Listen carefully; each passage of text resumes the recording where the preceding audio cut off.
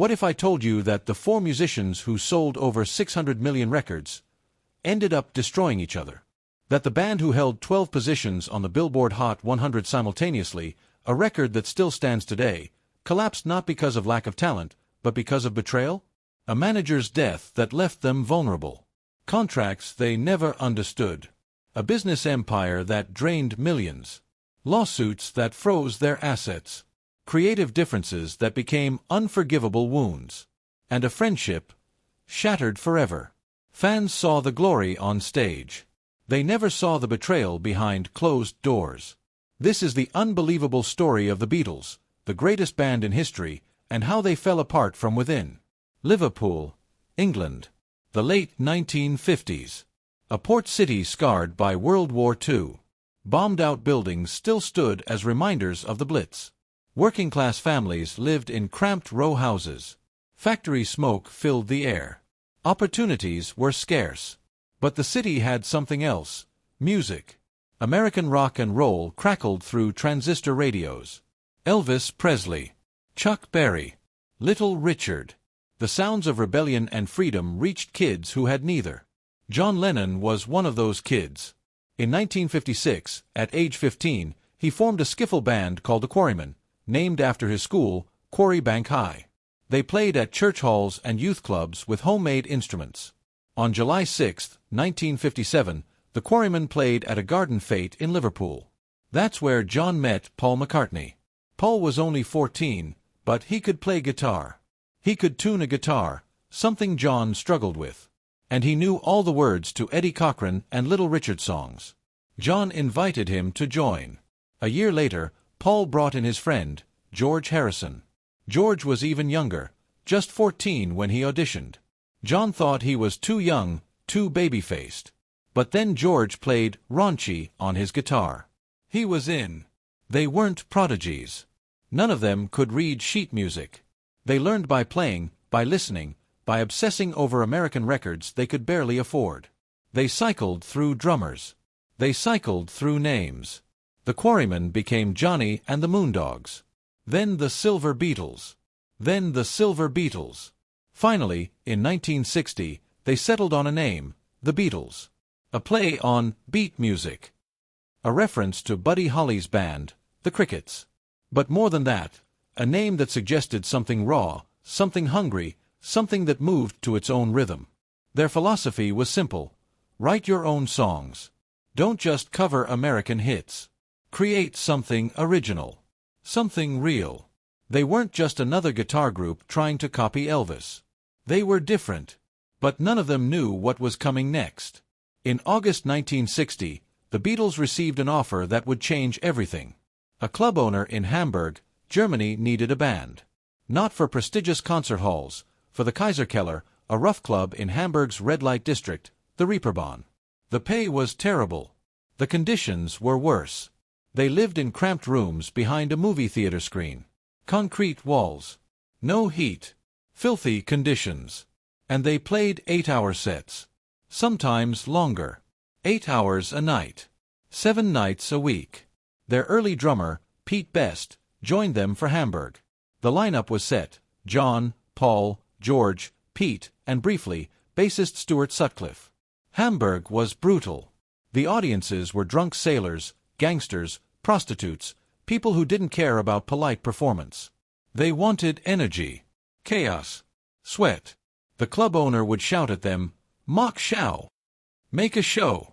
So they did. They jumped. They screamed. They played with a ferocity they'd never shown in Liverpool church halls. John would perform in his underwear. Paul would gyrate like Little Richard.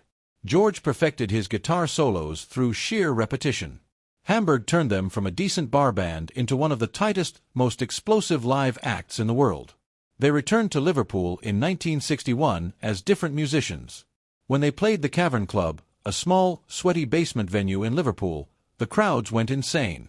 Word spread. That's when Brian Epstein walked in. Brian Epstein was everything the Beatles were not. He was polished, well-dressed, from a wealthy Jewish family that owned a successful furniture and record store, NEMS.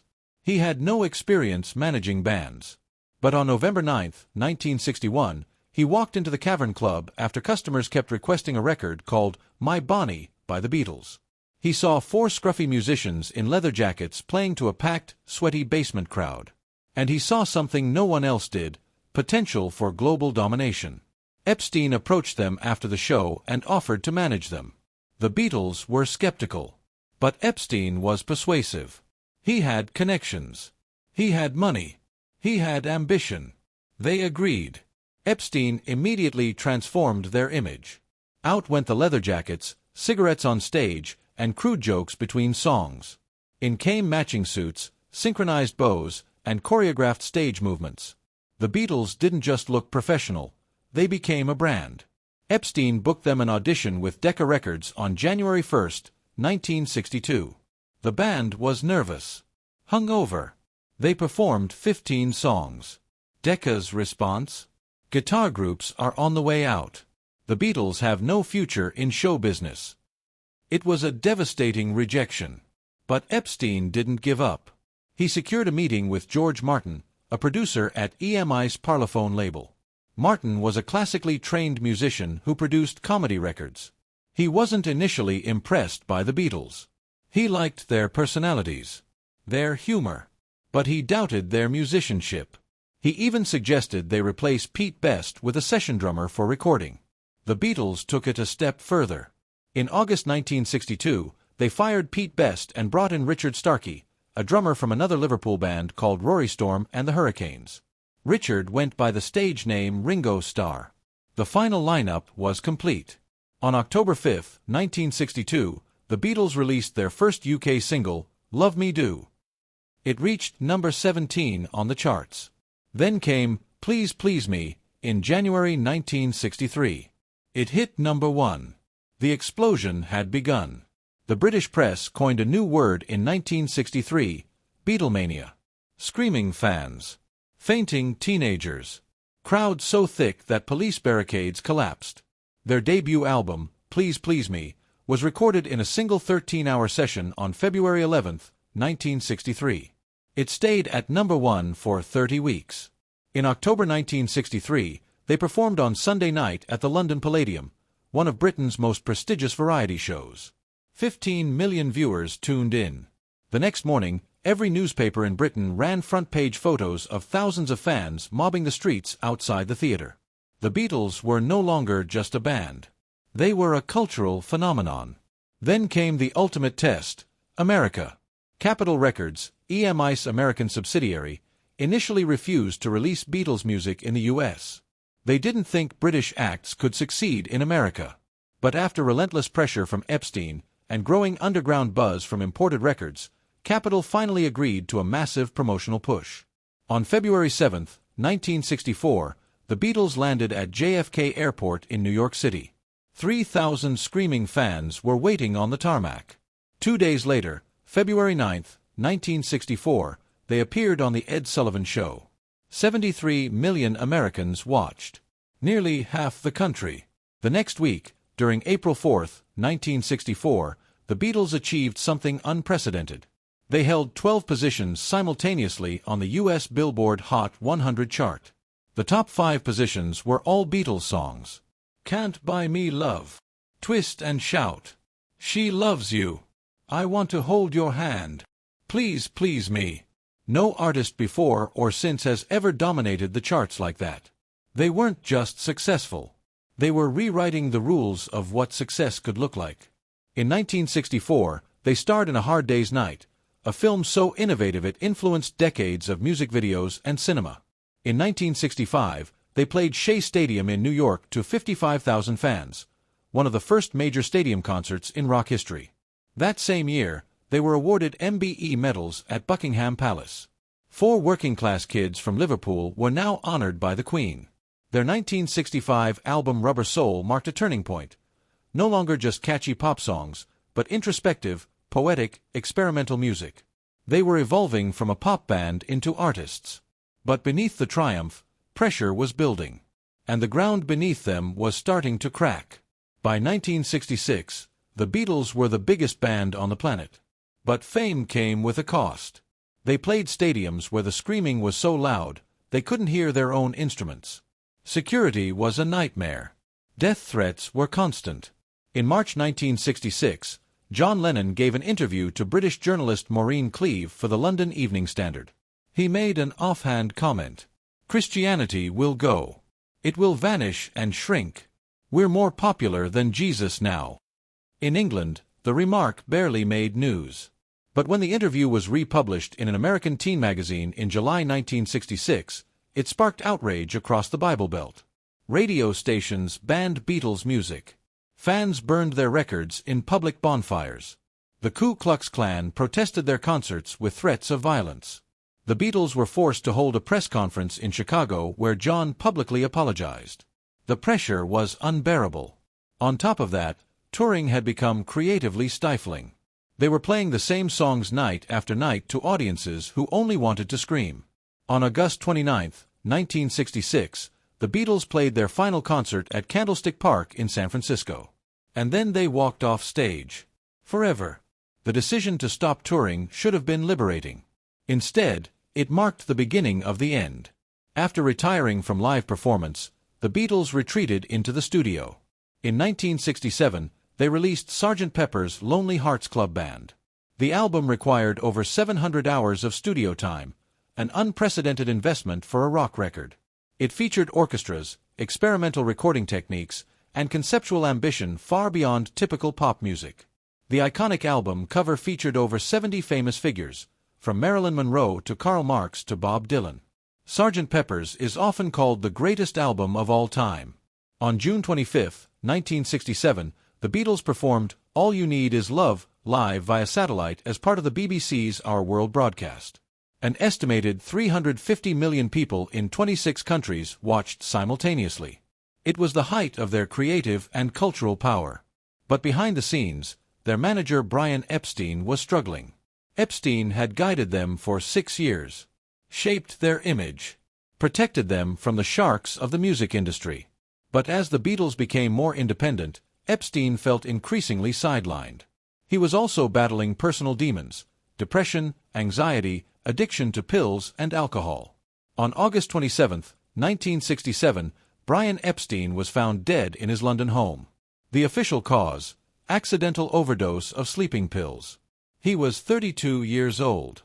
The Beatles were devastated. John Lennon later said, "I knew we were in trouble then. I didn't really have any misconceptions about our ability to do anything other than play music, and I was scared." Without Epstein, the Beatles had no buffer between them and the business world. No one to manage their finances. No one to mediate their conflicts. They decided to manage themselves. It was a decision that would haunt them forever.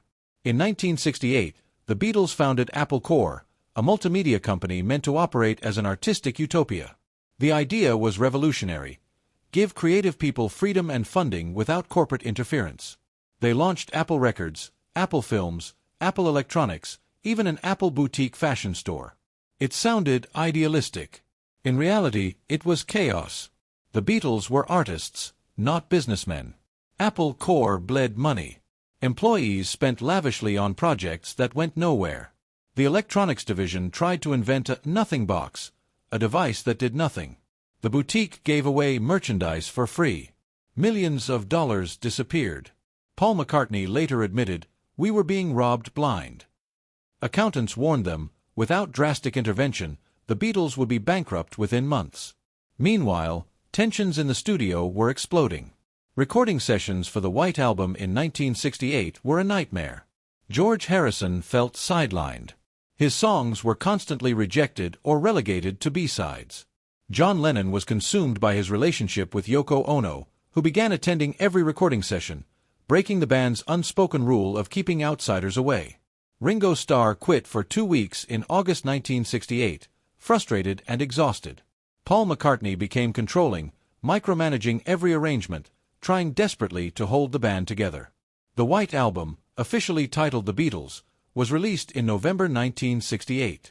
It's a double album spanning rock, blues, folk, country, and avant-garde experimentation. It's brilliant.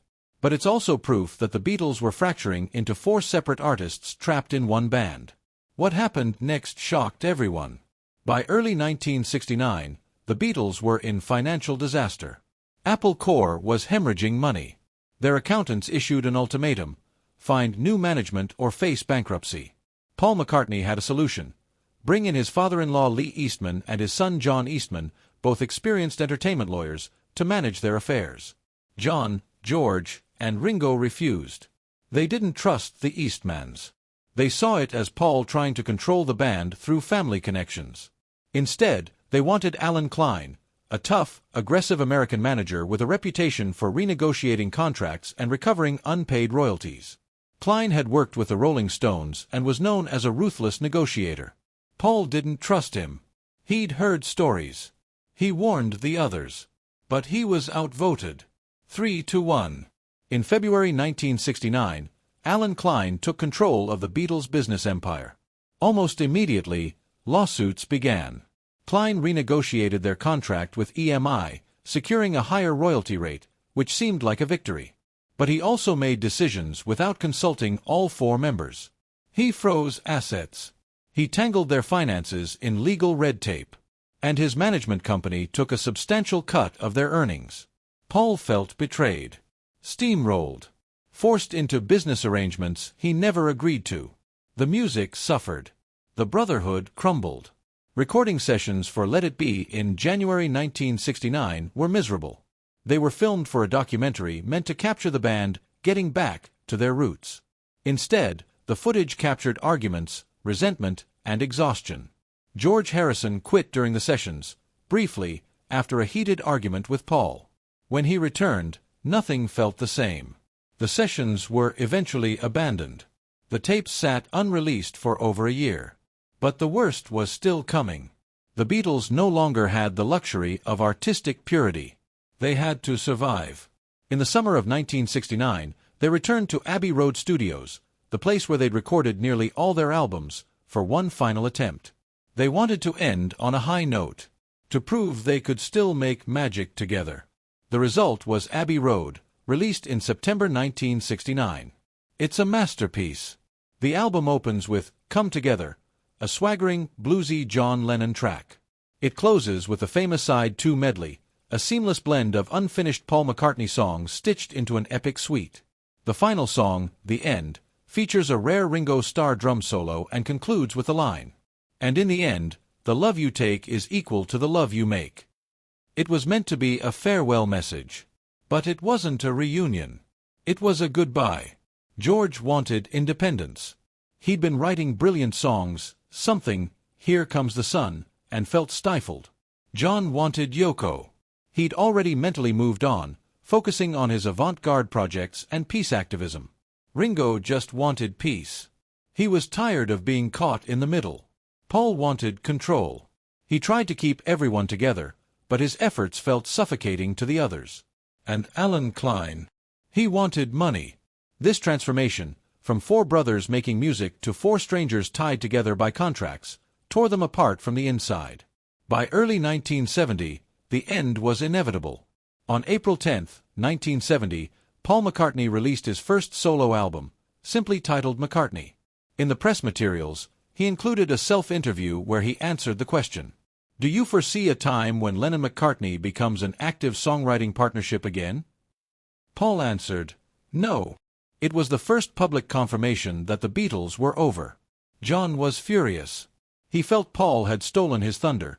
John had wanted to announce the breakup first. Fans were devastated. But legally, the Beatles were still bound together. By Apple Corps. By contracts. By shared assets worth millions. And Alan Klein still controlled everything. On December 31, 1970, Paul McCartney filed a lawsuit in London's High Court to dissolve the Beatles' legal partnership. He was suing his best friends. John, George, and Ringo felt betrayed. They accused Paul of being selfish, of destroying the band for his own ego. But Paul saw it differently. Klein was draining their fortune. The only way to break free was to dissolve the partnership entirely. The legal battle dragged on for years.